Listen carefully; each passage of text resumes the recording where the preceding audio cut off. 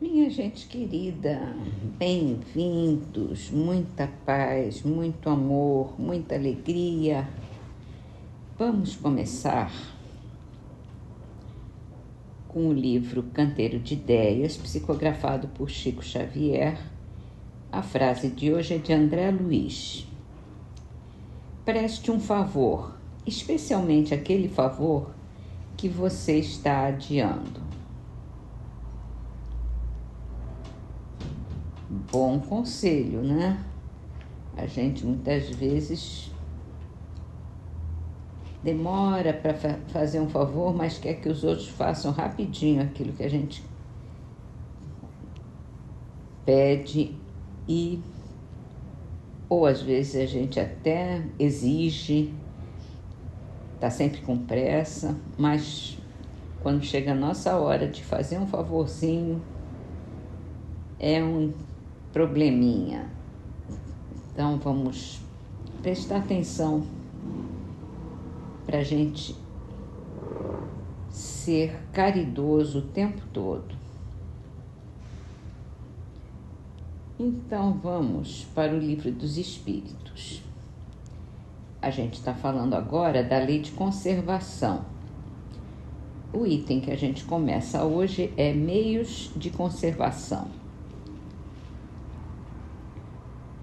Tendo dado ao homem a necessidade de viver, Deus lhe facultou em todos os tempos os meios de conseguir. Claro, e se ele não os encontra, é que não compreende. Não seria possível que Deus criasse para o homem a necessidade de viver sem dar-lhe os meios de conseguir. Essa é a razão por que faz que a terra produza de modo a proporcionar o necessário aos que a habitam, visto que só o necessário é útil, o supérfluo nunca é. E a gente vive num mundo que poucos vivem abundantemente, com muito supérfluo, e muitos vivem com muito pouco e em falta, quando apenas o necessário é o essencial para cada um de nós. Então, vamos pensar, vamos nos contentar com o necessário para podermos distribuir da melhor maneira possível todos os bens da terra, com todos os habitantes dela. Nossos irmãos, diga-se de passagem. Passamos para o livro O Céu e o Inferno e continuamos no primeiro capítulo falando sobre o porvir, o futuro e o nada.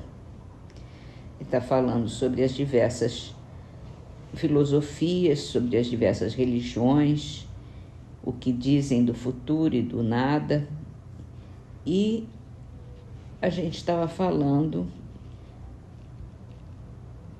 de uma doutrina que prega que nós saímos de um todo universal e voltamos para ele. Nessa doutrina, a fonte universal de inteligência que abastece as almas humanas é independente da divindade. Não é precisamente o panteísmo. O panteísmo, propriamente dito, considera o princípio universal da vida e de inteligência como constituindo a divindade. Deus é concomitantemente espírito e matéria. Todos os seres, todos os corpos da natureza compõem a divindade, da qual são as moléculas e os elementos constitutivos. Deus é o conjunto de todas as inteligências reunidas. Cada indivíduo, sendo uma parte do todo, ele próprio é Deus. Nenhum ser superior e independente rege o conjunto. O universo é uma imensa república sem chefe, ou melhor, cada qual é chefe com um poder absoluto. A esse sistema podem se opor inumeráveis objeções das quais as principais são: não se podendo conceber divindade sem infinita perfeição, pergunta-se como um todo perfeito pode ser formado de partes tão imperfeitas, tendo necessidade de progredir. Se cada parte deve ser submetida à lei do progresso, é forçoso convir que o próprio Deus deve progredir. Se ele progride constantemente, deveria ter sido na origem dos tempos muito imperfeito. Como pôde um ser imperfeito, formado de ideias tão divergentes, conceber leis tão harmônicas, tão admiráveis de unidade, de sabedoria e previdência, quais as que regem o universo? Se todas as almas são porções da divindade, todos concorreram para as leis da natureza. Como sucede, pois, que elas murmurem sem cessar contra essas leis que seriam suas obras? Uma teoria não pode ser aceita como verdadeira, a não ser com a condição de satisfazer a razão e dar conta de todos os fatos que abrange. Se um só fato lhe trouxer um desmentido, é que ela não contém a verdade absoluta. Então aqui ele já está falando propriamente do panteísmo, que a gente estava colocando como uma parte, quer dizer, eu estava dando o nome de panteísmo à teoria precedente. E, na verdade, o panteísmo, ele acha que todo mundo é Deus. Deus faz parte de tudo e todo mundo faz parte de Deus. E quebra a regra, quebra a lógica de um universo regido por um Deus soberano, supremo, absolutamente perfeito. Bom, vamos então terminar as nossas leituras com a trovinha de Mariana Luz, do livro Trovas do Mais Além, psicografado por Chico Xavier. Muito mais fácil no mundo, em todo o campo do bem, morrer em favor dos outros do que viver por alguém. Passamos então para a nossa prece com uma mensagem de Emmanuel, do livro Passos da Vida, psicografado por Chico Xavier, para a gente começar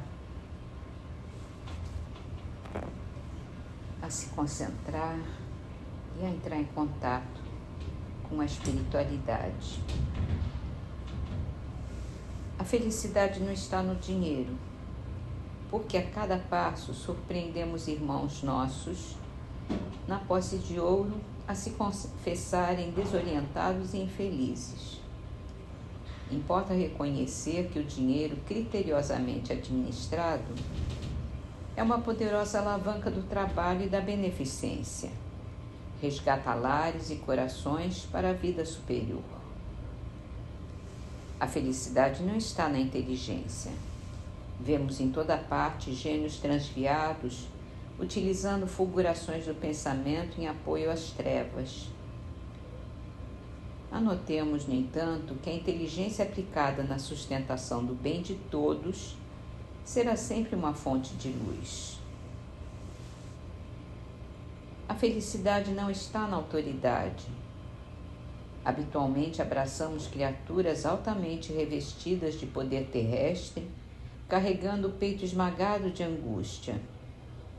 Observemos, todavia, que a influência pessoal em auxílio à comunidade é base de segurança e fator de harmonia. A felicidade não está em títulos acadêmicos. Em muitas ocasiões encontramos numerosos amigos laureados com importantes certificados de competência e portam conflitos íntimos que os situam nos mais escuros distritos do sofrimento e da aflição. É razoável, contudo, considerar que um diploma universitário colocado no amparo ao próximo é uma lavoura preciosa de alegrias e bênçãos. A felicidade não está no que possuímos, mas no que damos. E ainda assim, não tanto no que damos, mas como damos. Não está no que sonhamos, mas no que fazemos. E, sobretudo, na maneira como fazemos. Na essência, a felicidade é a nossa integração com o Cristo de Deus, quando nos rendemos a Ele para que nos use como somos e no que temos, em benefício dos nossos semelhantes. Porque todo bem que venhamos a fazer é investimento em nosso favor na contabilidade divina. Em suma, felicidade colhida nasce e cresce da felicidade que se semeia, ou melhor, à medida que ajudamos aos outros, por intermédio dos outros, o céu nos ajudará.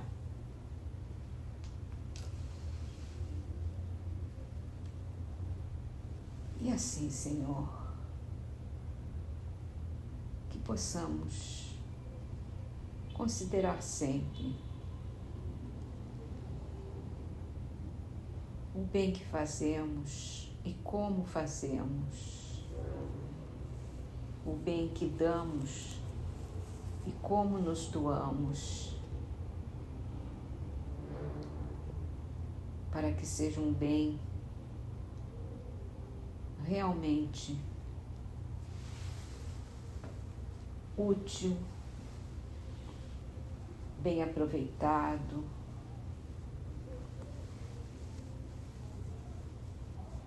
um bem que foi dado com todo carinho, com todo o nosso amor.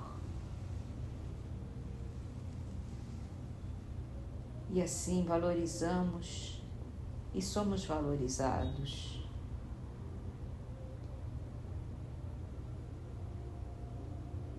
É um bem dado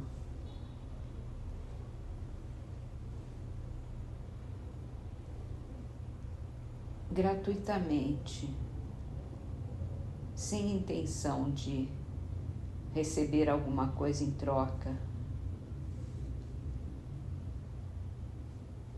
Mas é nessa troca com Deus que nós sabemos que um dia teremos esse prêmio, esse recebimento, esse reconhecimento de Deus, que é muito mais importante do que a gratificação dos homens, do que o reconhecimento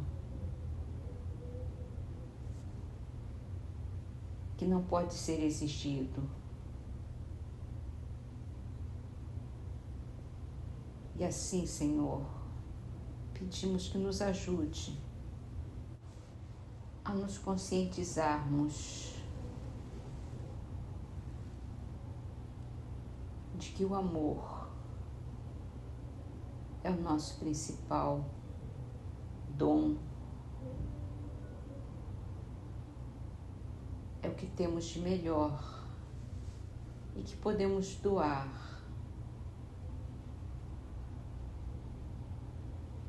infinitamente, e ele vai crescer e crescer e estará sempre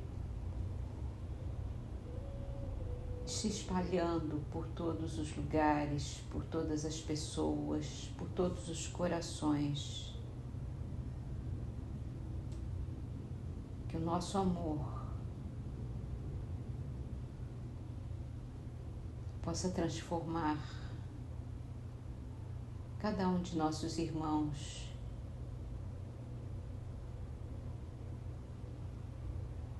e assim nos tornarmos mais um semeador na sua seara, Senhor. Te agradecemos pela oportunidade que temos de crescermos, de evoluirmos, de nos tornarmos bons. Obrigada, Senhor. Que assim seja.